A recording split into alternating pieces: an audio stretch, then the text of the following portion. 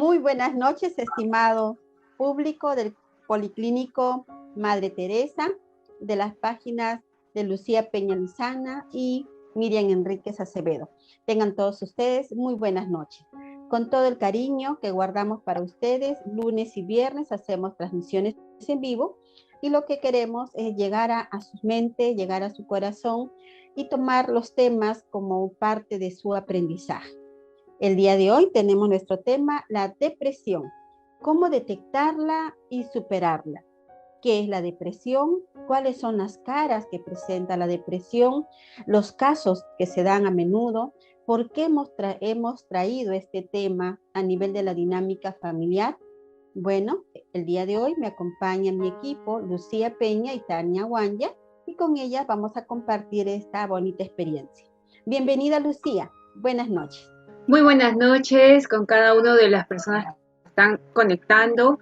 Estamos otro día, otro lunes más, empezando con nuestra sección de lunes de salud mental, en el cual vamos a trabajar este tema tan importante, tan valioso, que es la depresión, para que pueda el público identificar, saber cómo tratar a una persona con esta enfermedad, sobre todo cómo ayudarla a superar. Estamos muy contentas otra vez de conectarnos y esperamos también sus comentarios, sus preguntas. Buenas noches, Tania, ¿cómo estás? Buenas noches, gracias Lucía. Muy buenas noches a todos los que están presentes el día de hoy. Vamos a dar inicio a esta reunión que hemos dado encuentro como siempre todos los lunes y vamos a abordar el día de hoy la depresión. Vamos a empezar hablando acerca de la depresión que hoy en día muchas personas están teniendo y ya es más notoria con el paso del tiempo, sobre todo bajo la coyuntura social en la que estamos viviendo. La depresión es más que nada esas experiencias dolorosas que no logramos superar, que se han quedado guardados en nosotros por mucho tiempo, con el paso del tiempo, y que tienden a producir culpa y amargura en nuestro interior, en nosotros. Hay muchas causas o muchos hechos que pueden llevar a la depresión. Por ejemplo, la pérdida de un ser querido, como lo hemos vivenciado en estos últimos años. Como también así el término de una relación, la separación, podría ser también el duelo, también podría ser la pérdida de un trabajo. Existen muchas causas que pueden conllevarnos de la tristeza a la depresión. Sin embargo, cuando nosotros hablamos de este hecho, cuando le denominamos este nombre, es cuando estas experiencias dolorosas que hemos vivenciado se suman a la amargura y la culpa.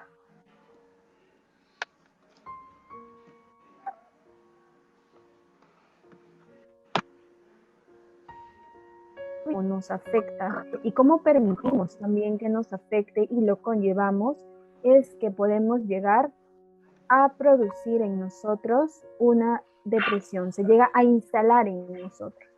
Y esos dos puntos muy importantes que hablé acerca de la culpa y la amargura son los insumos básicos que van a nutrir a ello.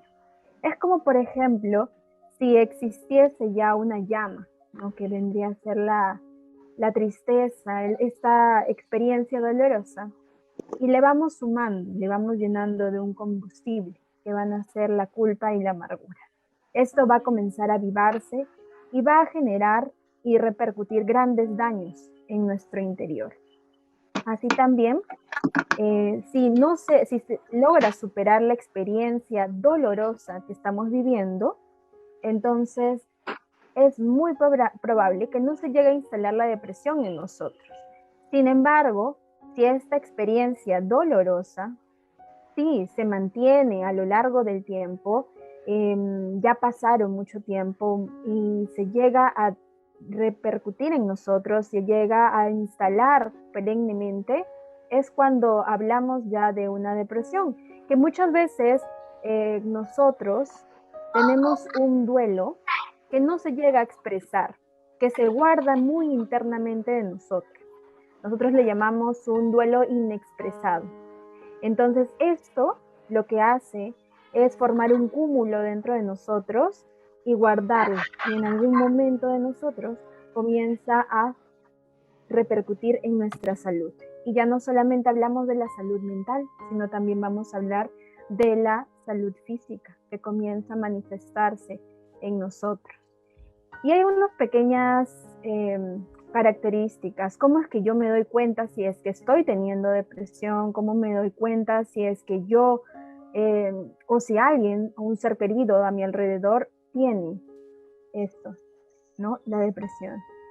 Es cuando notamos una gran pérdida del placer en diferentes actividades que solían hacernos feliz o solían hacerle feliz a la persona que está a nuestro alrededor.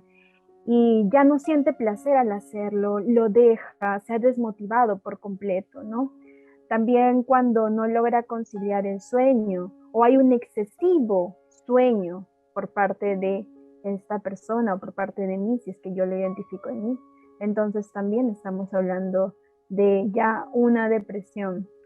El cansancio, la falta de energía son ciertas características que nos conllevan a dar una muestra, un síntoma de que por ahí hay algo que no está yendo bien, hay algo que requiere un apoyo mayor. Entonces vamos a conocer ahora con referente a la culpa. Vamos a conocer 3 tipos de culpa que suscitan en nuestro interior y que 2 de ellas generan la depresión.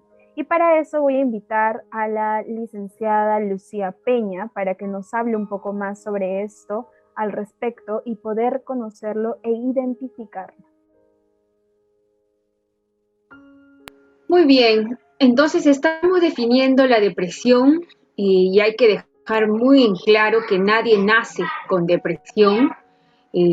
Muchos psiquiatras, la medicina puede de repente decir, ¿no?, que la depresión tiene una carga genética, tiene una herencia, ¿no?, genética. Sin embargo, como terapeutas, nosotras siempre recalcamos que todo trastorno psicológico, toda disfuncionalidad en nuestra mente es construida a través de vínculos insanos, a través de heridas emocionales que no han sido superadas.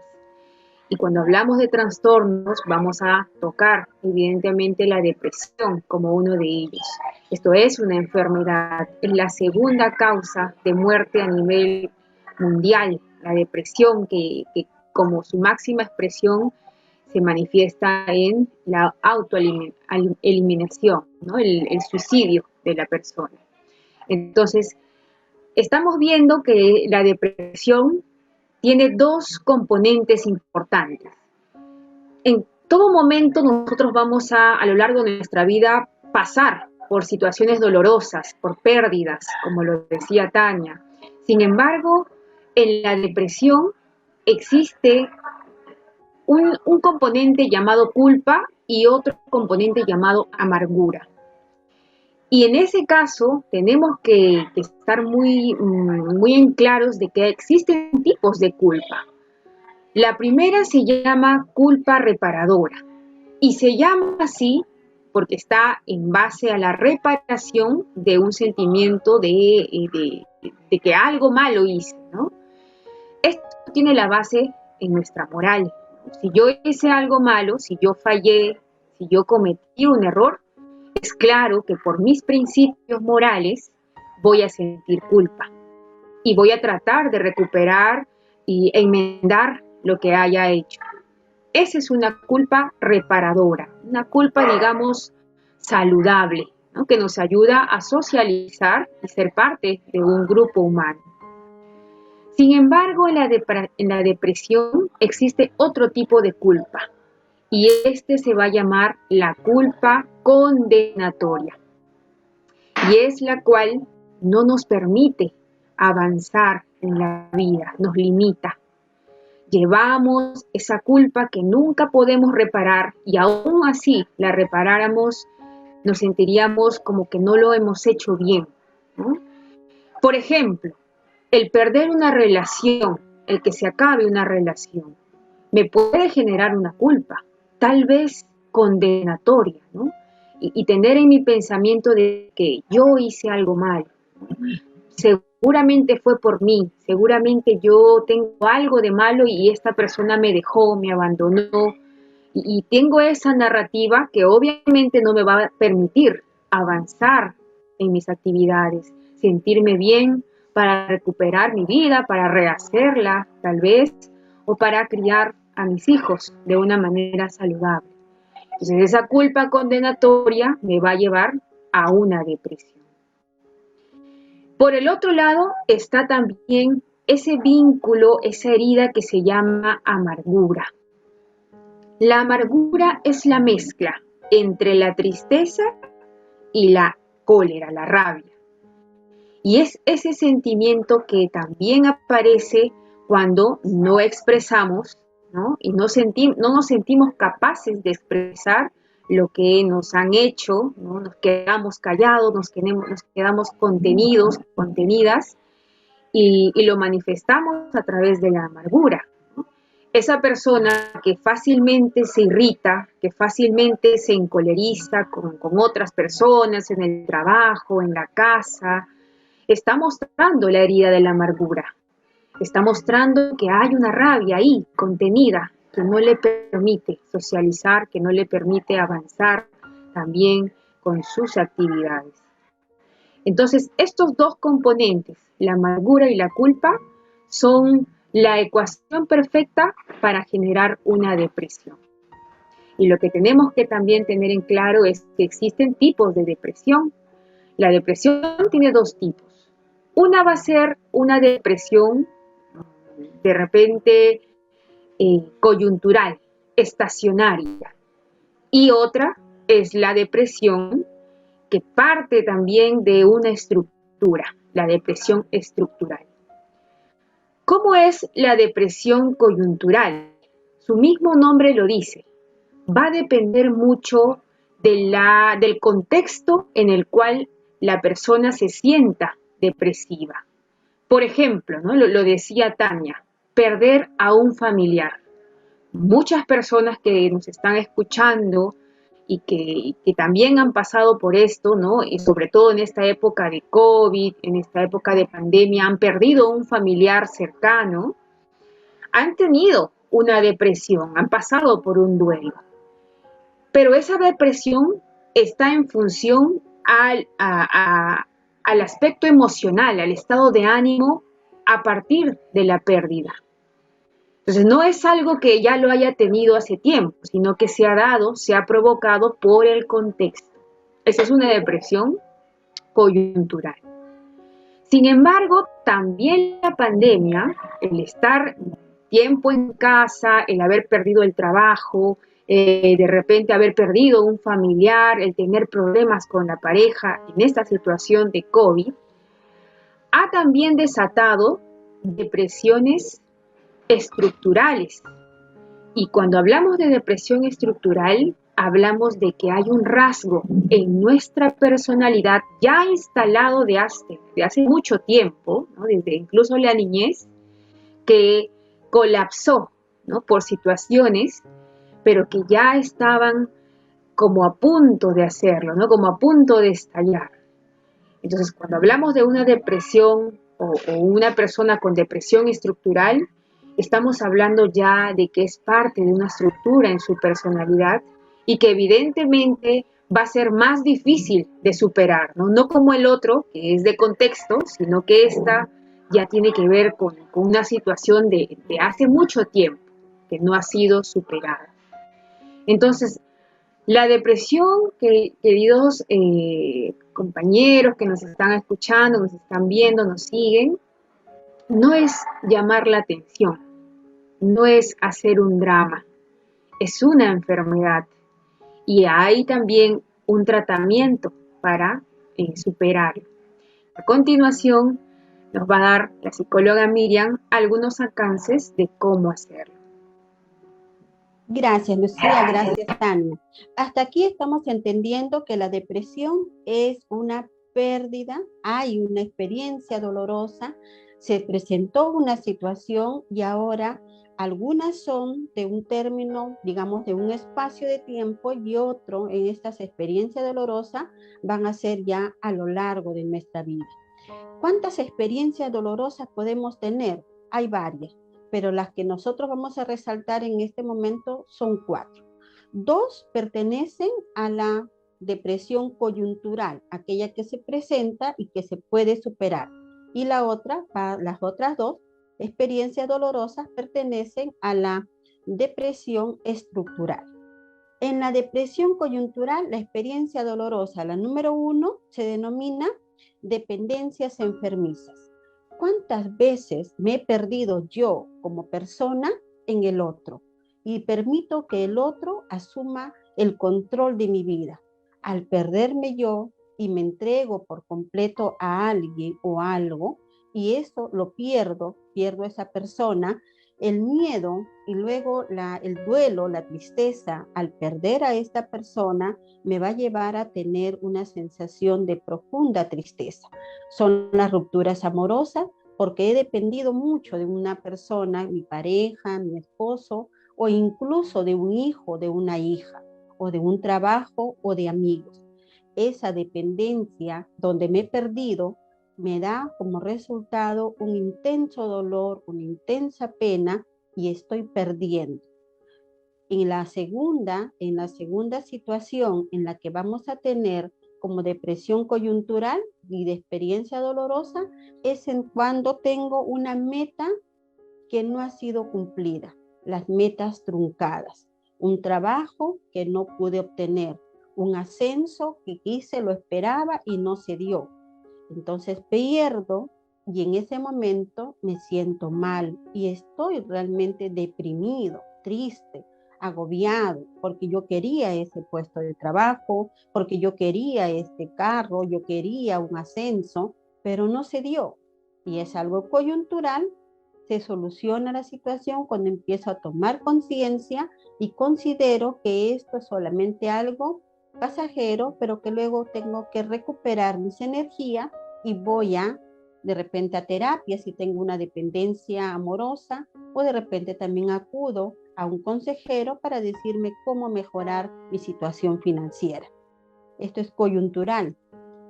En cambio, las otras dos situaciones dolorosas que me van a llevar a una depresión estructural que está ligado con mi personalidad es en relación cuando yo como persona de repente he sufrido de un abuso sexual. ¿Qué sucedió ahí? Esa situación dolorosa le vamos a llamar conflicto reprimido. ¿Por qué es reprimido? Porque no lo he hablado. Me he quedado callada, he guardado en silencio este intenso dolor, esta situación de haber perdido la confianza en alguien y no le puse nombre, me quedé callada. Y lo que el cuerpo calla, lo doy en síntomas, mi psique empieza a dar síntomas de miedo, síntomas de pánico, de ansiedad intensa, y luego viene esa sombra oscura que representa la depresión y que puedo llegar hasta tener actos de dañarme a mí mismo, daño personal, ideas suicidas, porque estoy reprimiendo un conflicto. Entonces, si nosotros vamos a esta dependencia estructural, a esta depresión, estructural, con un conflicto reprimido, lo que pedimos en terapia es que se suelte. Va a sanar la persona cuando libere aquello que ha guardado por profundo secreto, porque tuvo mucha vergüenza, porque se siente culpable, y esos son los insumos que me llevan a la depresión. Y la cuarta situación dolorosa que hace que tenga una depresión estructural y que se instala en mi persona es cuando tengo necesidades insatisfechas. ¿Y a qué nos referimos con necesidades insatisfechas? Que cuando yo era niño, por ejemplo, una de las grandes necesidades que tiene el ser humano es la aceptación. ¿Y qué pasa si he tenido un padre o una madre ausente? ¿qué pasa si he tenido un padre frío, distante, que no me ha aceptado y que incluso en mi relato, y encuentro muchos ahora adolescentes que tienen actos suicidas, que me dicen palabras como esta, que son dolorosas para quien lo escucha porque hay sensibilidad, pero que la madre le ha narrado que no era un hijo deseado y que ella hubiera preferido no haberlo tenido, porque ahora el chico, dentro de una situación de escape, está consumiendo sustancia tóxica, en este caso el cigarro. Para la madre eso es lo peor que le pudo haber pasado, entonces le da este mensaje. Y ella nunca estuvo presente en la vida del hijo, porque el trabajo fue lo primordial y tomó toda su atención y todo el tiempo hacia el trabajo, dice, para darle lo mejor a su hijo, pero dejó inconcluso un trabajo de no cubrir una necesidad como es la atención, el cariño. Entonces, este joven con una necesidad insatisfecha de aceptación, ahora se está negando la oportunidad de continuar vivo. Esta situación de necesidades insatisfechas genera en la persona una depresión estructural que ya se instala como culpa y como amargura. Y esos son los dos insumos de la depresión que es más difícil que la persona salga. No decimos que no lo haga, sí lo puede lograr, pero tiene que empezar por sanar los vínculos, por cambiar la narrativa y sobre todo con la terapia del perdón. Esa terapia del perdón que muchas personas dicen, pero ya lo hice, discúlpame, hijo. No, no es solamente discúlpame, hiciste daño, heriste a este ser. Por eso siempre no nos cansaremos de repetir, ¿cómo es que los padres, diciendo amar tanto a sus hijos, los lastiman, los dañan profundamente en su ser? La depresión en términos de niños y adolescentes ha crecido como una tasa que nosotros vamos viendo que se está dando en aumento. Y ahora en esta pandemia, dentro de los hogares, se están lastimando mucho los vínculos de protección, de ternura, de aceptación. Entonces, las personas terminan teniendo este dolor intenso que se refleja en su rostro, hay decaimiento, la pérdida del sueño, estos síntomas que está presentando nos habla de una depresión estructural que se da desde la infancia. Por eso el niño herido que está teniendo este adulto o este joven es lo que está ahora manifestando su depresión estructural. Necesidades insatisfechas desde la niñez. Son entonces estas situaciones en las que se vienen presentando. En el caso de las mujeres se da como aflicción, porque las mujeres se afligen, lloran, sollozan, hasta gritan el dolor. Y en cambio con los varones se da la irritabilidad. Si encuentras a un varón irritable, a un varón que está constantemente, como quien dice, no se le puede decir nada porque está inmediatamente atacándote, esa persona tiene una depresión. Y algunos varones en depresión van al consumo de sustancias como el alcohol o como las drogas, porque están callando algo que quieren expresar. Hay un conflicto reprimido o hay una necesidad insatisfecha en este ser humano que está sufriendo. Hasta ahí nosotros estamos compartiendo con ustedes lo que significa la depresión, cómo se instala y lo que tenemos que atender.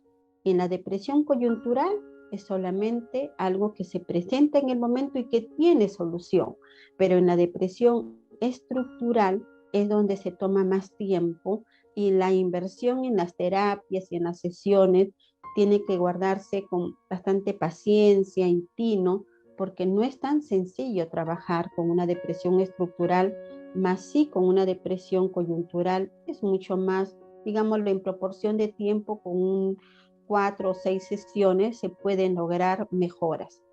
Entonces, la depresión, estimados que están aquí presentes en la página, es un tema muy delicado. No es solamente decir, ya supéralo, ya ve que las cosas cambien. No, no puedes solamente recibir consejos.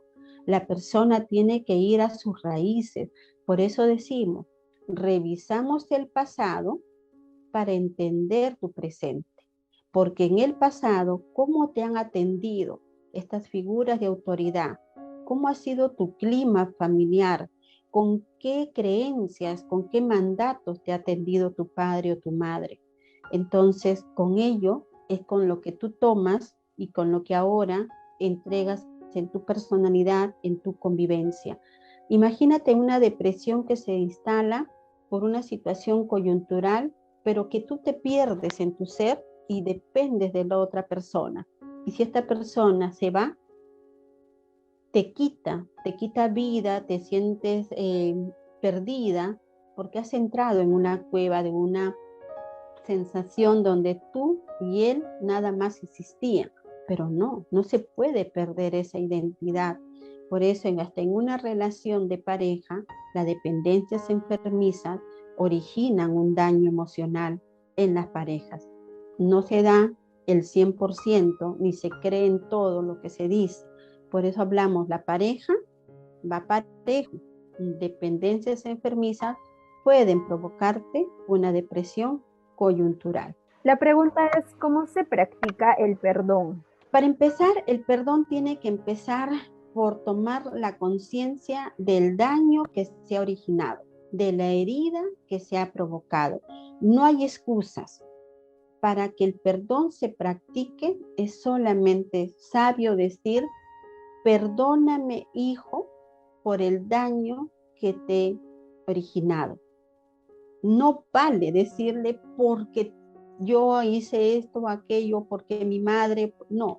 El hijo no quiere escuchar eso, si es el hijo el que tiene que practicar el perdón. Solamente es genuino, es auténtico el perdón cuando le dices que reconoces que has originado una herida emocional, que le has dañado en su ser. No le digas, yo no he querido hacerlo. Él no quiere entender eso, solamente quiere que identifiques que tú, madre, has originado ese daño. Con eso, y tenerlo al frente, mirarlo y sentirlo, es un abrazo fraterno en las miradas. Cuando en consultorio yo practico esta terapia del perdón, porque son varias sesiones, pero se da con inicio de este contenido, los esposos y los padres y los hijos quedan con la idea solamente de encontrarse en la mirada y realmente se identifica que es auténtico la palabra perdóname. Perdóname por el daño que te he realizado. Nada más. ¿A qué edad un niño puede empezar la depresión o dar indicios de depresión? Ok, muy buena pregunta, porque en consulta también vienen los papás preocupados, ellos a veces reaccionando ante sus hijos pequeños o adolescentes y pensando de que podrían estar haciendo un cuadro depresivo.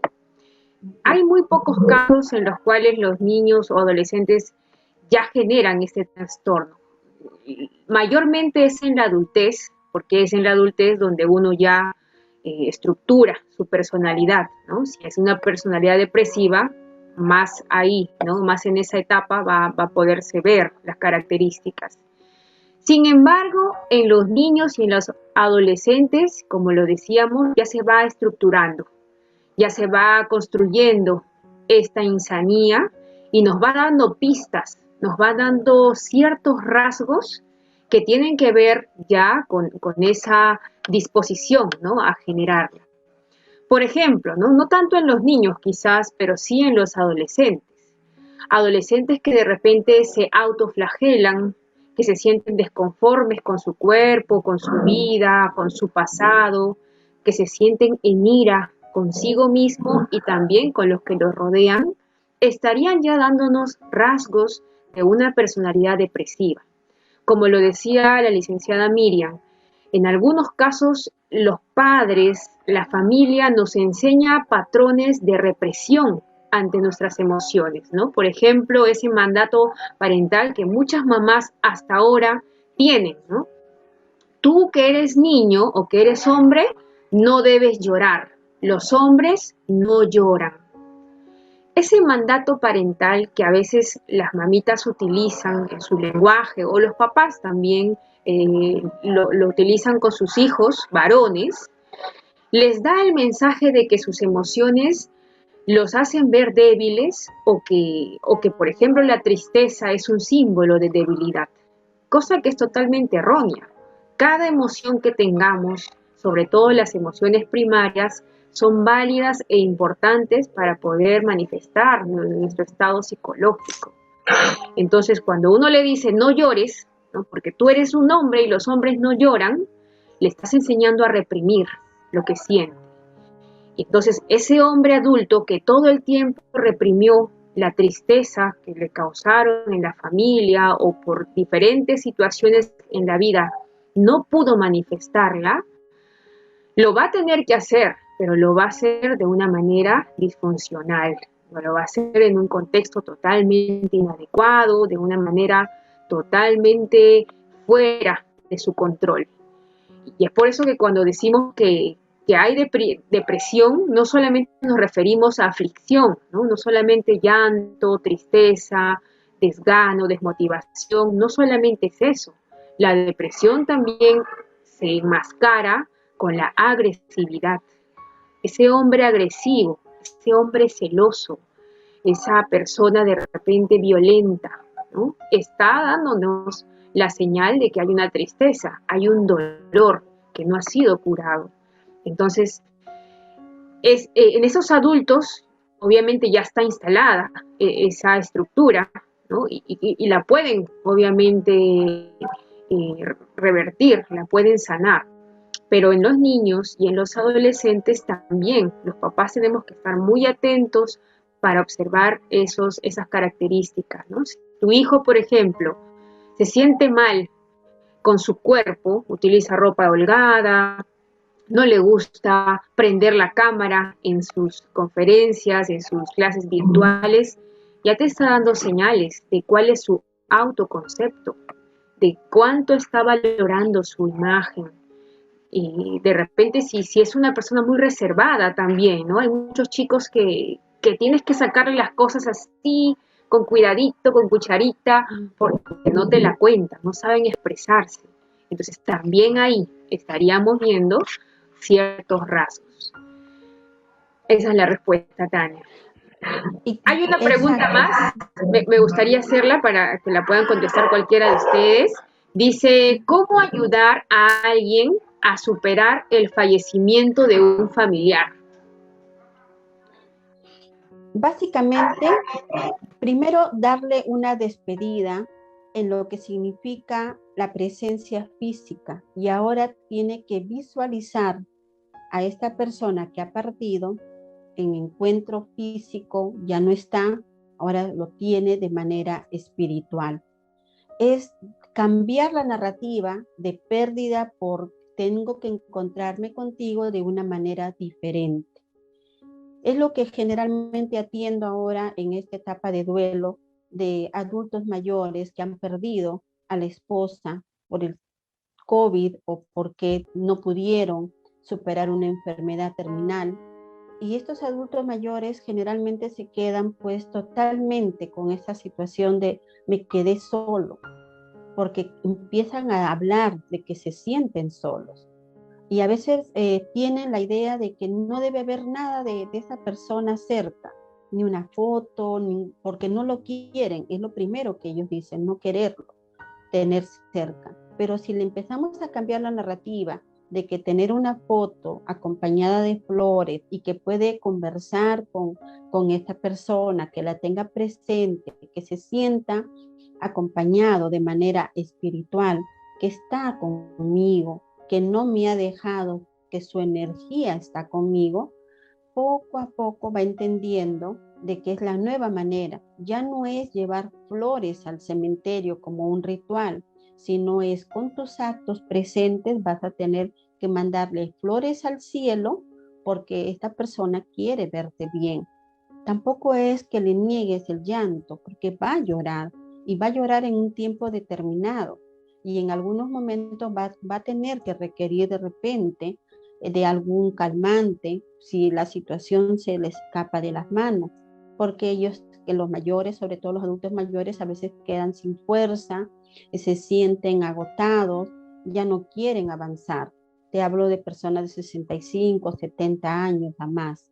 Pero la pérdida de un familiar es cómo lo veas. A veces el tener esta situación de fúnebre, de tristeza, de llanto, de color negro, y tener siempre como que se fue y es triste y es doloroso, te encierra en un túnel. No permitas que ese túnel vaya a un lugar que también sea oscuro.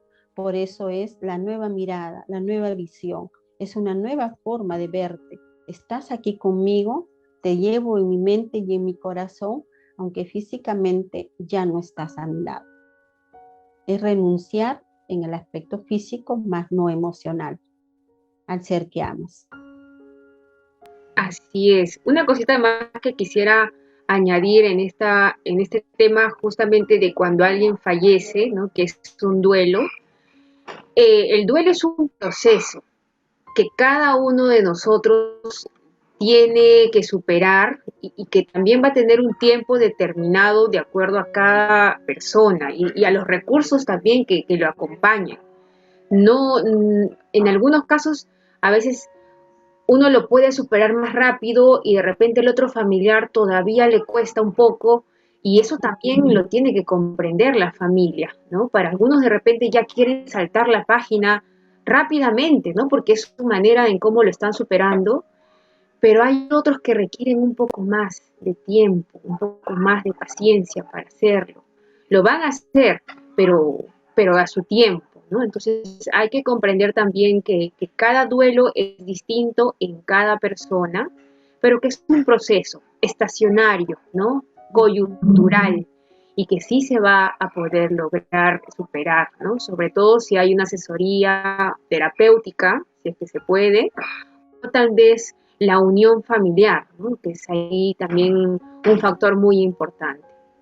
Hay una última pregunta, dice, a ver un momento, ok, ¿cómo se sanan los vínculos, cómo se sanan esas heridas emocionales en el caso de los adultos? A ver, Tenemos Tania. también ok, Uh-huh. con referente a los vínculos, para poder sanar los vínculos que son las relaciones dentro del sistema familiar, dentro de la relación de padres, siempre hablamos nosotros del amor. El amor que se tiene que brindar a través de la pareja, a través de la unión de los hijos, de la relación sana, y que muchas veces influye la comunicación y la confianza, sobre todo cuando son más pequeños. Como se mencionó, atender esas necesidades que ellos tienen, brindarle la atención que requieren, va a permitir que se establezca un vínculo sano de amor, un vínculo sano de afecto, que va a permitir que tanto los niños, siendo tan pequeños, puedan crecer sanamente y no entrar a futuros o desarrollar cuadros o trastornos como la depresión, de lo que estamos hablando hoy en día.